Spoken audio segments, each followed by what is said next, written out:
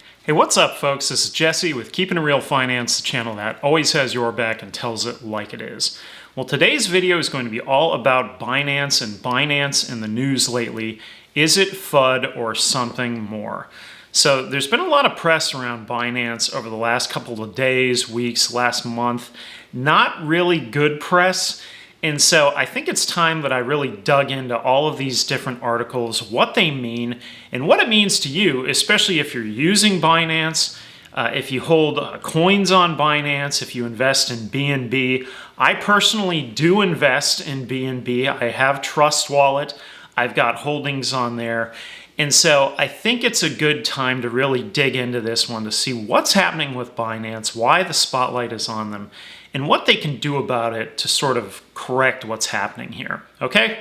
So that's gonna be the focus of today's video. We're gonna be digging into everything that's going on, all of these negative stories. We're gonna separate the FUD, fiction. We'll find out what's really going on here. And hopefully you'll leave today with a better understanding with where Binance is at and what it may mean to you, all right? So if you enjoyed today's video, make sure to hit the like button. Don't forget to subscribe to the channel. And if you click the bell, you'll be made aware whenever I post time-sensitive content, all right? And now let's get it going.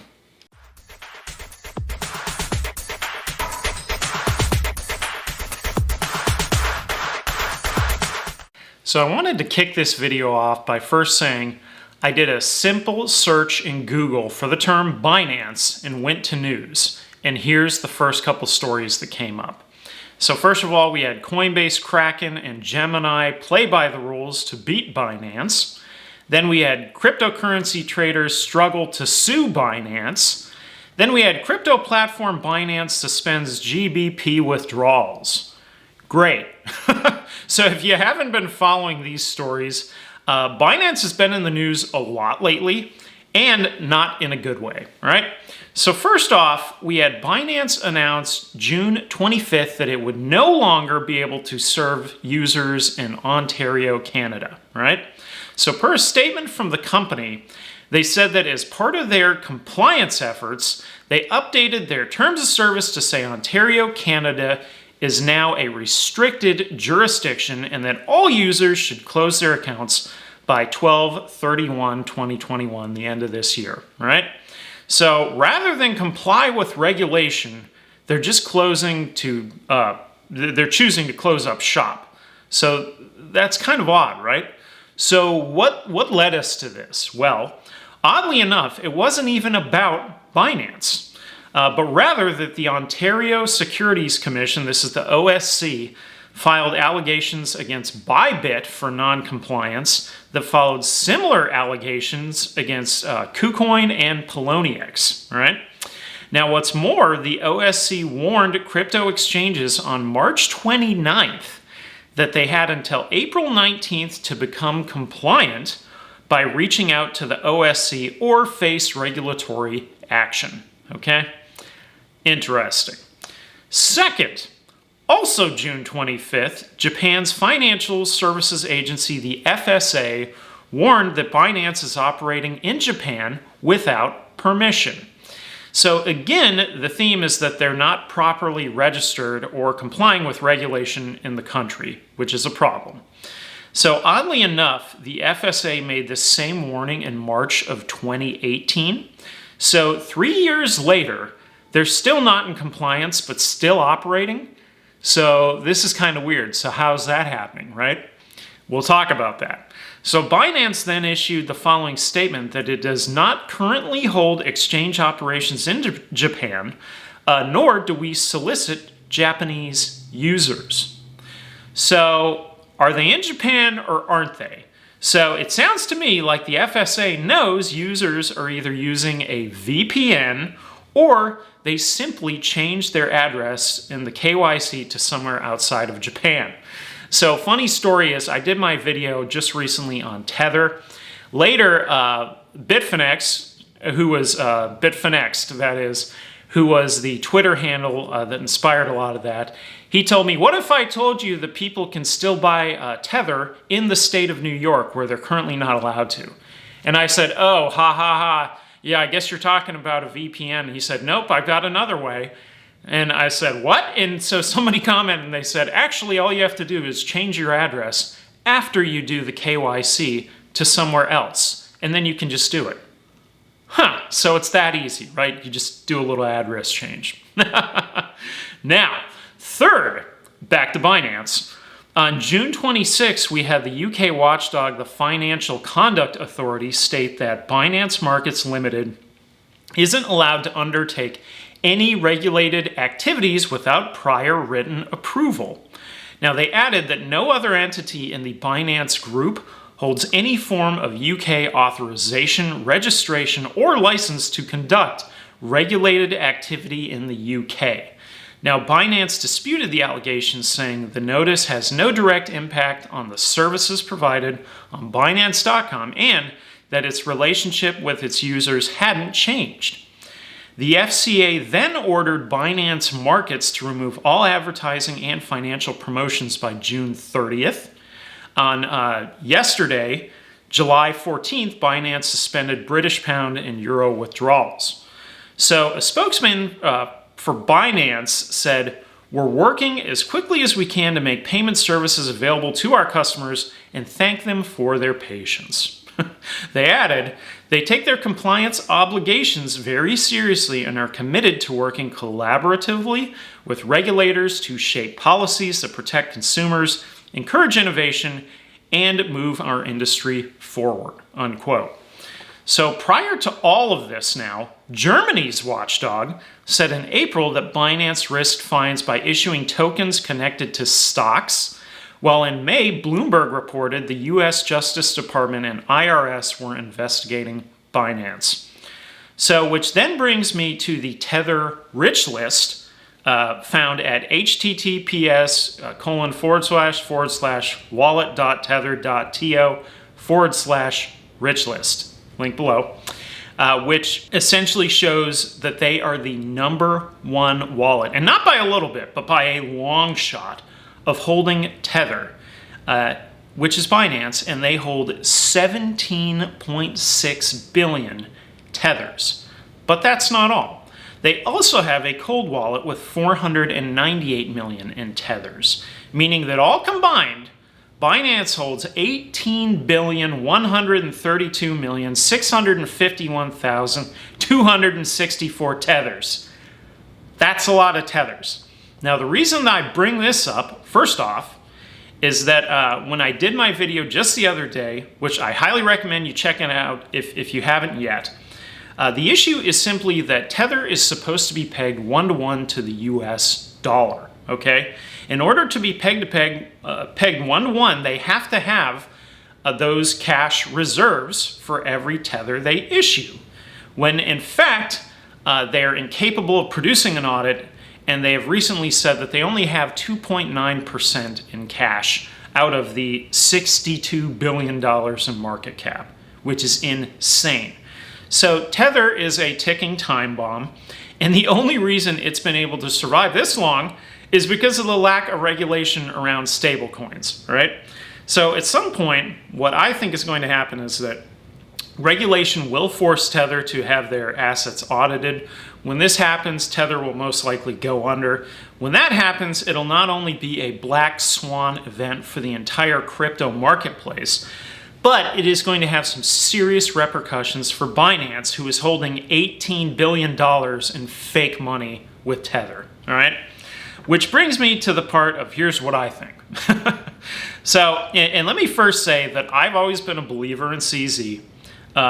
You can see that in numerous videos that I've done on him and on Binance. I also think more than anything that he tries genuinely to provide the market with the tools it asks for. And whatever the customer wants, he makes it happen without ego, without personal gain, which in turn has led us into a showdown with the regulators, all right? So number one, regulatory compliance should be goal number one when conducting any business in any country. Now, the fact that numerous countries are basically bringing up these same allegations of non-compliance, specifically around derivatives, makes it look like Binance would rather ask for forgiveness than permission, which is a problem. You can't do that in Western countries, all right? What's more is they've already run into this exact problem in the US, which is why they ceased operations under the full Binance and instead created their subsidiary Binance.us, right? So the reality is that Binance makes so much money, though, by offering these services with derivatives that it's almost counterintuitive in their business to proactively stop offering the services that make them the most profit and the most profitable exchange in the world, right? So in fact, per Reuters, Binance made $662 billion in the month of June alone. That is up tenfold from 2020. That is insane. In a single day in May, they made $92 billion. Drop the mic, right? So personally, I think a lot of this really almost comes down to like different cultural views of the world, where Western countries have a lot more rules and regulations, whereas Eastern countries often just sort of make things happen. So funny story about this, maybe 5-6 years ago, something like that, I was looking into possibly getting into the Amazon affiliates, buying products from, Asia, from China, trying to resell it in the US. And what I quickly learned is that you can only do that if the manufacturer that you're getting these products from has the actual patent to do it, right? And so I was looking at Bluetooth speakers. I wanted to resell Bluetooth speakers. Well, it turned out I couldn't resell any of these because they didn't have the patents. But they do have the manufacturing to just make whatever the heck they want. And they do this all the time in China. They just make things. So they violate copyright all the time. They don't have the patents, etc. They don't have any of the stuff that they need to legally sell this stuff, but they do it anyways, right? And the reason they do it is because the market wants it. So there's kind of like two sides to look at that. So I think the bottom line here is that if Binance is going to operate in Western countries, they already have a template in Binance.us, and it's time that they became proactive, all right? Now, regarding the Tether issue, CZ is far too smart not to see Tether for what it is, a giant Ponzi scheme, which leads me to believe he knows it's an issue, which is why Binance teamed up with Paxos in 2019 to create BUSD, which is their Binance stablecoin pegged 1-to-1 to the US dollar, where those cash reserves are held by Paxos in the US. They've already done that, and it's got like $10 billion in there, okay? So he knows Tether's an issue, and that's why they did this. They started that 2 years ago. Now, that makes perfect sense. The interesting thing about their Tether holdings, though, is that they're all on the Tron blockchain. They're all TRC20, which makes me think that in Eastern countries, they're going to keep operating as business as usual. And maybe this also explains how Justin Sun seems to have an endless supply of money to ridiculously waste on one PR stunt after another.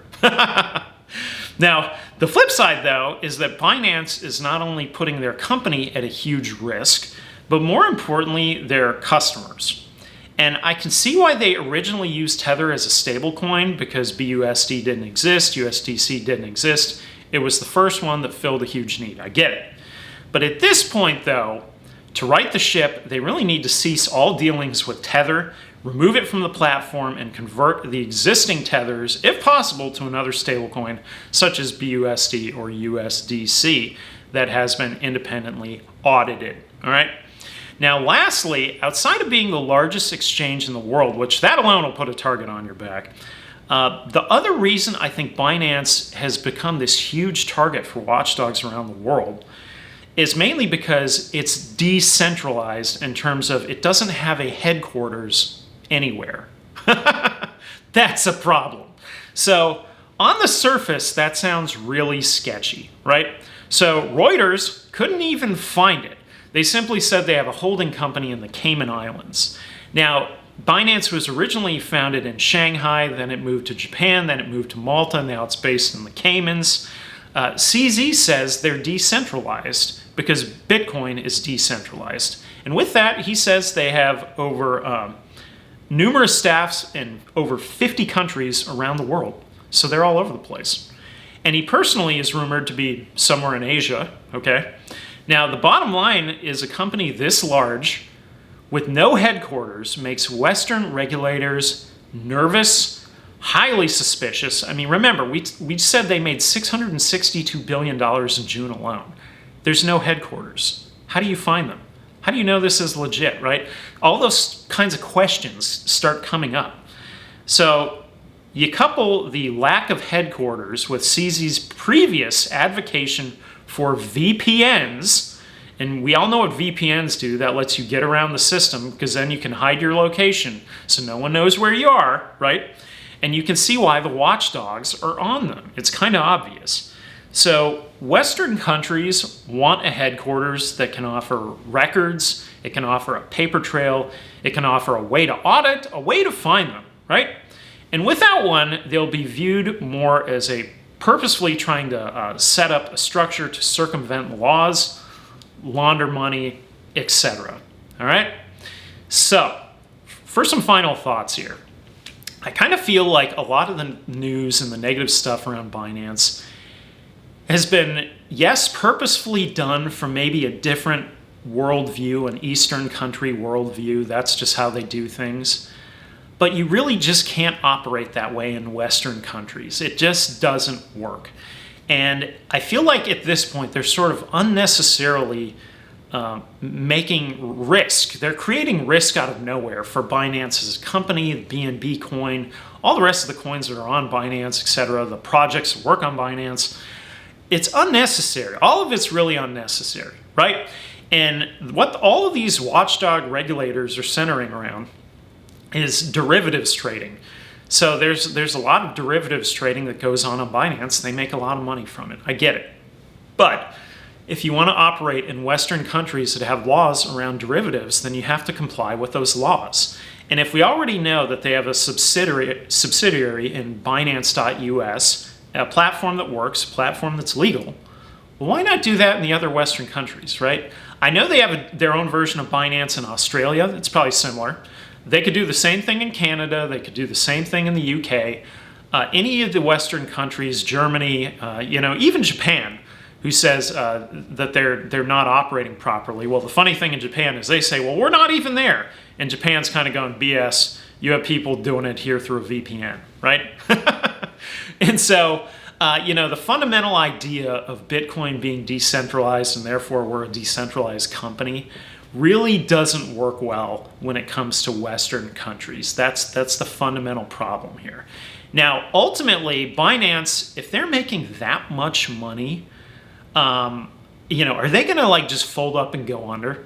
No, they're not. They're making way too much money. They are far bigger than any of us ever imagined. If they're making $662 billion a month, that is crazy. At that point, maybe this Tether holding of $18 billion doesn't even matter. It may not. It may not matter at all. Not one bit. Who knows, right? So the bottom line here is that CZ is very smart, very intelligent. He's one of the pioneers in crypto. He knows what he's doing. He just needs to comply with the Western countries if Binance is going to operate there. That's really what it comes down to. Why bring all this unnecessary risk? He knows what to do the right thing. Yes, it'll cut into their bottom line. I get it. But really, you can only operate that way in the Eastern countries. All right? So that's kind of how it stands. Now, would I recommend, selling your Binance holdings? No. I know a lot of people that are complaining that, they can't withdraw or they're having issues. Their customer service issues, more than anything, were bugging a lot of people. I personally don't really use Binance.us very much, if at all. I really use Trust Wallet, though, a lot, which Binance owns. And I do stake BNB coin on Trust Wallet. So will I continue to stake my BNB coin? Yes, I will. I don't think Binance is going anywhere anytime soon. But I do think that they need to get a hold of this negative press. They need to operate in a more transparent way so that it doesn't look like it's just shell companies set up all around the world. They need to be transparent. They need to have a headquarters. They need to be fully accountable. And if they do all these things, they'll be just fine. So, you know, the derivatives part, a lot of Western countries, that makes them nervous because what is a derivative? Well, you're telling me it's something, but is it that? Maybe, maybe not. And it really gets kind of sticky and messy, right? They don't like that. And so if you're going to sell derivatives, if you're going to work in the derivative space, you got to be compliant. That's it. So that's it for our video today on Binance. If you got any thoughts on Binance, by all means, leave them in the comments. Love to hear them. You know, overall, it's still the #1 exchange in the world. It still offers far more than any other exchange out there if you can get on the full version. You know, in terms of using a VPN, I personally don't recommend it because I can see that going down a slippery slope of tax evasion, tax fraud. I want nothing to do with that, so I'm going to be fully compliant here. I'm going to use my Trust Wallet, and that's about it. So using a VPN, do not recommend that. But does it work? Yeah, but is there risk with it? Absolutely. So up to you on that one. But that is it for today's video on Binance. All right, so if you enjoyed the video, make sure to hit the like button. Don't forget that I am also on Twitter at KIR Finance, where you can find me tweeting and retweeting on a regular basis, so check me out there. And for a friendly reminder, this is Jesse with Keeping It Real Finance, a channel that always has your back and tells it like it is, and I will see you on the next one. Later.